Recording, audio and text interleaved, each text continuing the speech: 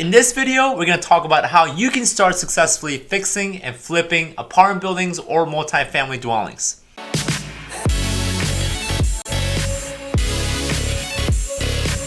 Hey, what's going on, guys? It's Sam Kwok here, one of the Kwok Brothers real estate investor. And today, let's talk about how you can start fixing and flipping apartment buildings. Now, traditionally, when you think of fix and flips, you may think of fixing and flipping a house, right? Residential houses. That's typically what the mainstream idea of fix and flip is. Now, today we're going to take it up a notch and talk about fixing and flipping apartment buildings. And maybe not a lot of people think about this, and you may think, wow, fixing and flipping apartment buildings, that sounds complicated. Well, there's some degree of complication, and you do need to learn, and there are some learning curve for sure. But let me go over some overviews as to what are the main differences between fixing and flipping apartments versus fixing and flipping a house. Now, just from the start, when comparing the value of a single family house versus an apartment building, you can actually use two different metrics to value the properties. I'm actually going to use a color instead of just plain black.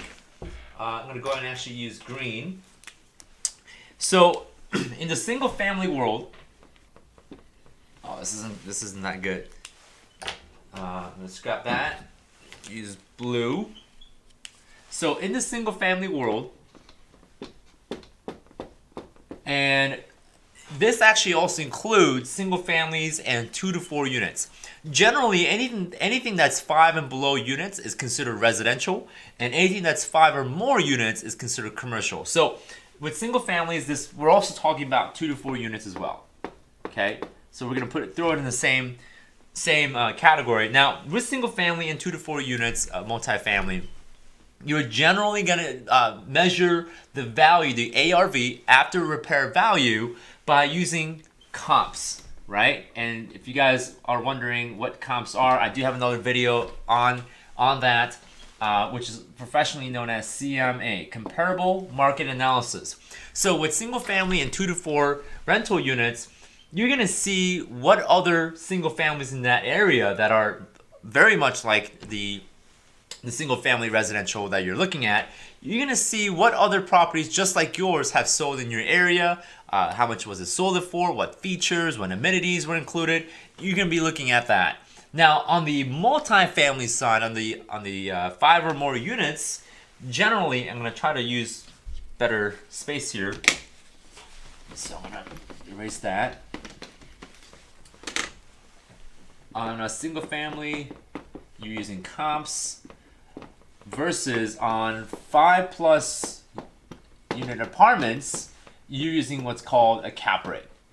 And I do have another video on how to calculate cap rate and what it is. And just to give you a synopsis, cap rate is basically the relationship between the purchase price of what you will buy for the apartment building and the net operating income that it is generating. So the focus here is on the NOI.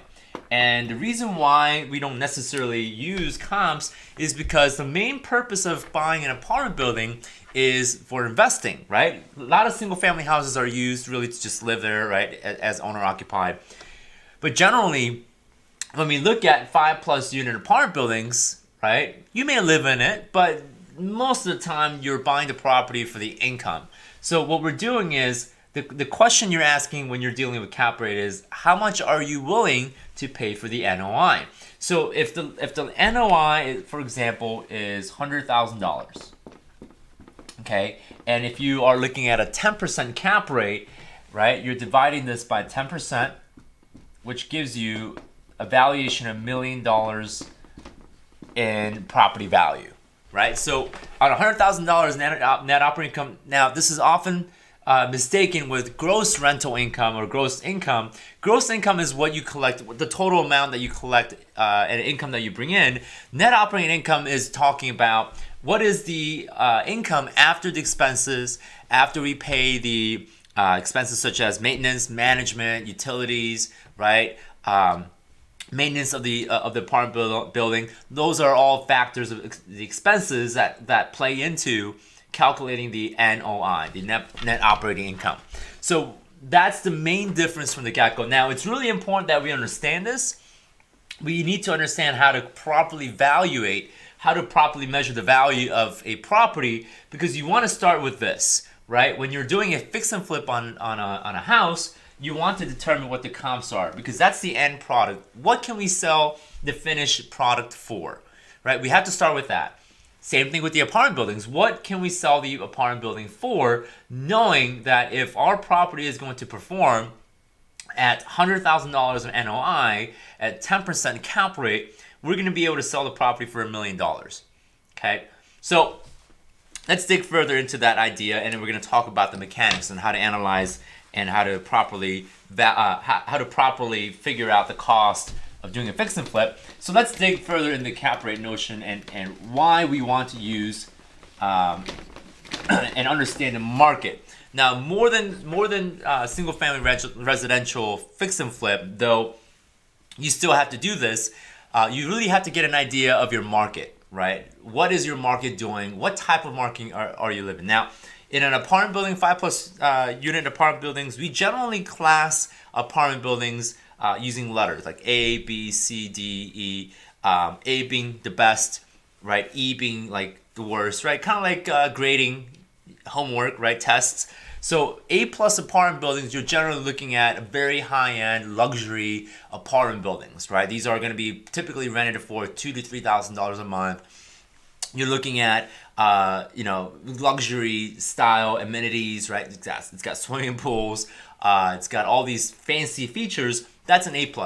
Generally, if you go out towards rural areas, you're going to look at C+, maybe B.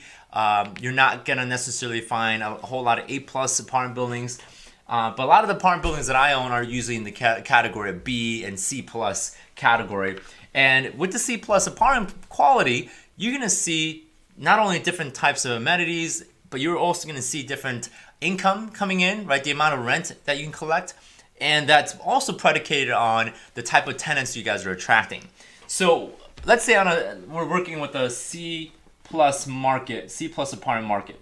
And this is really important to understand, because you have to understand, is my market going to buy into the C+ apartment? Or is my market an A+ market? Do I have to get my apartment building to look like a luxury apartment?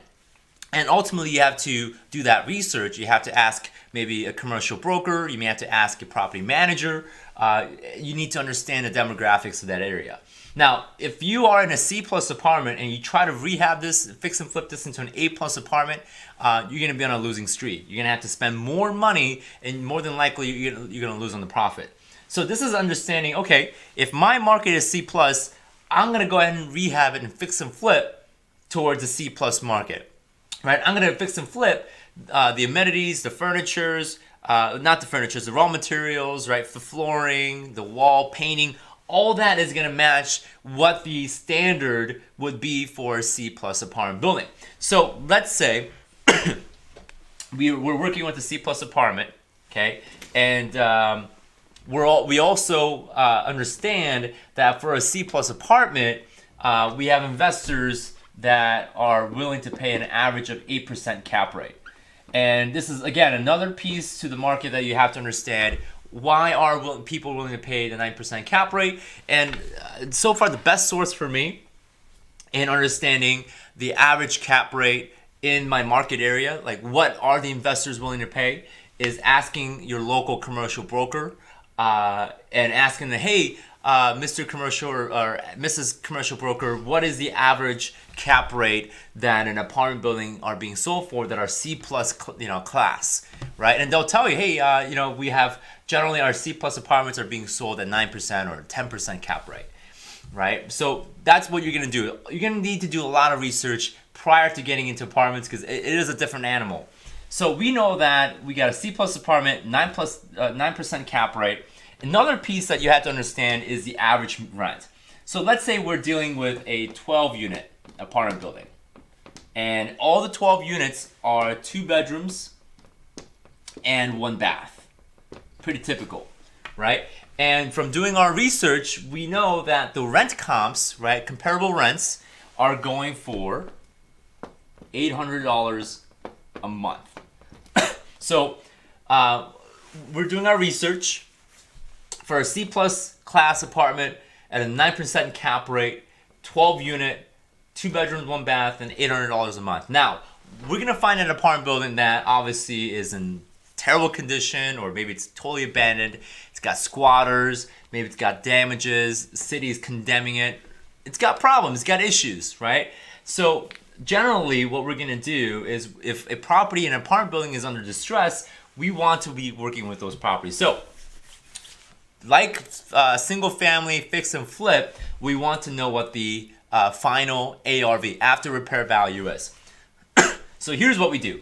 We take the $800 gross rent, multiply it by the 12 units, okay, which is going to give us, I think, $9,600. Let me double check. 12 times 800. Yeah, $9,600. I was right. So this is our monthly gross rent. This is how much we can collect every month if we have all the 12 units being rented at the market rent. That's important, right? Now, assuming that, we don't have all the time to go through the expense item by item, but let's assume that we're running on 50% expenses, which the national average for income to expense to income ratio is about 45 to 55%. So we'll pick the middle number and say 50% of that is going to be expenses. And we're talking about taxes, insurance, maintenance, management, vacancy. Those costs are going to be included at 50%. So take $9,600 divided by 2, which, 50%. That's $4,800 a month in net operating income. Times by 12. There we go. Times by 12 months, which gives us $57,600 a year, and this is net operating income. This number is very, very important, right? This number is going to determine the value of this apartment building. If this number goes up, so does the value of the property. If this number goes down, then your value of the property is going to go down. That's the ratio. That's the behavior, the relationship between the net operating income and the value of the property. So we're working with the $57,000, $600 a year, and we know that C plus apartments are being sold for 9% cap rate. So what we do is $57,600 of NOI divide by 9%. So that's going to give us a valuation. If you guys can see this property is going to be worth $640,000 at its capacity, at its performing asset. So if we know by the time we rehab, we get all the properties tenanted, it's generating the $9,600 a month income, and we got the $57,000 and $600 of NOI. We know based on the market cap rate, the $640,000 is going to be is an appropriate price and valuation. So we got the valuation down, and this is we're going through an overview. There's a lot more mechanics and a lot more moving parts just in this. I know I made it seem so easy, but there's a lot of moving parts. But let's move on to actually calculating the profit side of this. So we're working with the $640,000 ARV, right? We know we're going to be able to sell for that price after doing the research. And this is why market research and knowing your market is so huge, because those factors are going to drive the price and what you would do to rehab the property. So let's say we got the $640,000 ARV, and that's what we're working off of, right? And this is the ARV. Okay. And we got the repair costs, right? The first item. So let's assume that we're going to spend about $15,000 per unit to repair the property to get it up to the standards of being a C plus apartment. So $15,000 times 12 gives us $180,000 in repair costs. Okay, so this is repair. And keep in mind, we also have to pay holding costs, right? We're going to have to pay the taxes, the insurance, the utilities. So I'm going to just ballpark estimate, and this will vary depending on where you are. We're going to say $3,000 a month is going to be the holding cost. Now, we have to understand how many months are we going to hold this property for, right? If we're going to knock out 1 unit per month, that means we have to consider 12 months to be the time of where we're going to rehab the property, fill the vacancies, and ultimately market it. And again, it may take another 6 months for us to just sell this thing. So we have to factor in the holding cost, and we're going to conservatively say we're going to hold this property for about 16 months, right? So times 16 gives us $48,000 of holding costs. Now we're being super conservative, right? If we don't have a holding cost of $48,000, let's say this comes in less, that means everything is gravy, right? We get to keep anything that that is under. If the holding cost is, let's say, $30,000, then we could pocket $18,000. So we got holding cost. We also have selling cost, which you're gonna hire a broker. You're gonna have to have a title insurance being issued from your attorney. So usually I factor in 8%, 6% for the broker commission, and 2% for title closing. So we're gonna take $640,000 times that 8% gives us $51,000 for just on the closing, right? So 640, 180, 48,000, 51,000.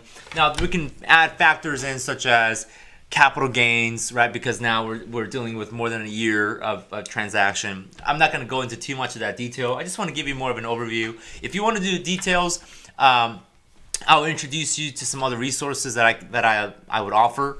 But let's go on to the overview. So total, we take 640 minus 180,000 minus 48,000 minus 51,000 and $200. Okay, so what we have is $360,000 left, but we forgot the most important part, which is profit.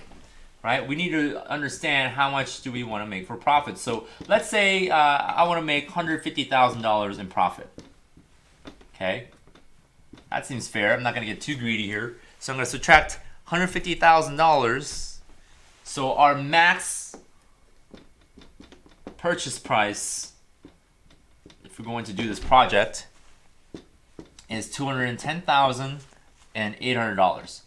That is the maximum that I will offer on this deal. Now, of course, I won't start at $210,000. Maybe I'll start at $185,000, and we'll kind of come in the middle and say $210,000. So my max purchase price will be $210,000 to pick this property up, repair it, hold it. Right? Now, another advantage that I haven't talked about that's different from single family is that you have the ability, while you're rehabbing, while you're going through the course of the rehab, you can rent this property one by one, unit by unit, and generate some income. So a lot of the costs that we're seeing as far as holding and repair might be offsetted by the income that you're generating from the rent. So as you're not knocking one unit out, you're not going to leave it vacant. You don't want to do that. As you complete the unit, you're going to advertise it, rent it out, generate that income, right? Which in this instance, that's $800 a month, right? So we're going to go from $800. Next unit, again, we add another $800. So we're really offsetting the holding costs and the repair costs. We're generating that extra income for us to be able to kind of keep the cost down that is coming out of our own pocket. So that's another advantage to the fix and flip. Another advantage that I can think of is that you're rehabbing 12 units, right? That means you have to buy a lot of materials, which when you buy a lot of materials, especially in bulk and volume, a lot of times these home furnishing stores or home repair, I can't think of the name, these hardware stores, there we go, will give you a discount, right? Whether it's on a wholesale price or they may give you 20-30% discount. So instead of doing 12 individual single family houses and buying individual materials for each of the house, which is going to cost you more money because they're not necessarily going to give you that discount, you can end up spending more money, right, on doing one house after another house after another, and plus you're spending a lot of time looking for those individual 12 houses to do the apartment fix and flip. So with the apartment fix and flip, that's 12 units all once, right? And you're generating $150,000 profit. Now, the con is you do have to wait until all 12 units are complete and you got it all tenanted, it's performing, it's great. It's now officially valued at $640,000 based on its performance. Then you can sell, right? With 12 individual houses, you can sell them at different time frame and collect profit at different time. So the trick is, if you want to run a successful house apartment fix and flip business, you have to have multiple of these projects down the pipeline, because during that 16 months you're not generating income. right? So you want to make sure that you have profits coming in kind of stacked, right? So if you can do, let's say, 5 of these projects in a given year, right? $150,000 profit times 6, that's almost $1 million in profit every year if you just do these types of projects, right? So very doable. Now, is it easy? No, it's going to take work. It's going to take some learning. You're going to have to go through some pain. You're going to have to go through some challenge, right? When you're dealing with larger apartment buildings, you're going to have to deal with a lot of the, municipalities, the legal things, a lot of different challenges that may come in the way. Now, you're going to have to ask yourself, are you willing to deal with those types of problems and challenges, right? Do you have the skin for it? Do you have the emotional capacity to be able to go through a project like this where it may stress you out and you may want to quit in the middle? This is actually, that's one of the ways that I find the deals is a lot of investors wanting to get into apartment building fix and flips, and halfway through they can't complete it. They're stressed out. They don't want to continue, and a lot of times I pick up the property, try to get them to at least give me the property cheap, and I pick up the project and continue from there, and I generate the profit. So that's an idea that that generally that's one way that I look for apartment building deals such as this. So guys, that's pretty much it for the overview. I've given you pretty much more of a structural outline as to how this business operates. There's more into this than meets the eye. Legality issues, zoning issues, environment issues, those are all complicated matters, little detailed things that we don't necessarily have the time to go over today. But what we can do is we can continue our conversation between you and I'm all about interaction, giving you that personal touch instead of just me talking at you through a video. So I want to invite you to our free and private mastermind Facebook group. For those who are on Facebook, you guys are more than welcome to join our free and private mastermind group. Here's the link right there, facebook.com/groups/best REI group. Now, if you guys are watching this on YouTube, I'll go ahead and leave the link for that Facebook group in the link description down below. All you have to do is just click and join, and that's it. Piece of cake, easy. So I highly encourage you guys to join the mastermind group because we do go over a lot of different discussion directly with me, right? And you'll get to have the opportunity to ask me questions. And like the idea, the name suggests, we're going to mastermind through problems that you may have. So guys, that's pretty much it for this video. I hope that this explanation helped and at least got you started in your journey of becoming a real estate investor. Also in the link description below, if you guys are watching this on YouTube or if you guys are watching this on Facebook, just simply reach out to us and message us. We'll be more than happy to connect. But if you're on YouTube, go in below. We have opportunities where you can learn more about real estate investing through different training programs that we offer. That is going to be in the link description down below if you guys are interested in getting more info, and we'll get you guys the information that you need. All right, guys, thank you so much for watching. Thank you for tuning in, and I will see you guys in the next video. Take care. Well, hello there. You made it to the end of this video, which means you loved the video, you liked what you saw.